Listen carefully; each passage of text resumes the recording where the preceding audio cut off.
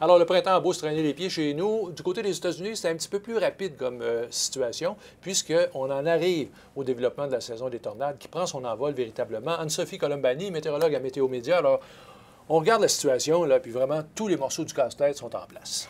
C'est ça. Avec le courant G, on a un creux ici qui va ramener l'air plus humide du golfe du Mexique et l'air plus sec des Rocheuses. Ce conflit entre l'air plus humide, donc vous voyez jusqu'à 20 degrés le point de rosée et -4, c'est ici sur cette ligne que va se développer la plupart des orages, de la convection. Alors ça, ce sont des éléments fondamentaux pour partir notre soulèvement. Ensuite, ce qu'on regarde, les vents qui viennent du sud-est, donc qui amènent l'air humide, rencontrent des vents en altitude qui ont une provenance un petit peu différente et une vitesse aussi qui est différente. Alors ça s'appelle le cisaillement et ça favorise une rotation. Et quand la rotation s'aligne à la verticale, c'est là où on peut rencontrer des tornades. Donc quand les indices sont élevés, 5 et plus, plusieurs tornades sont possibles.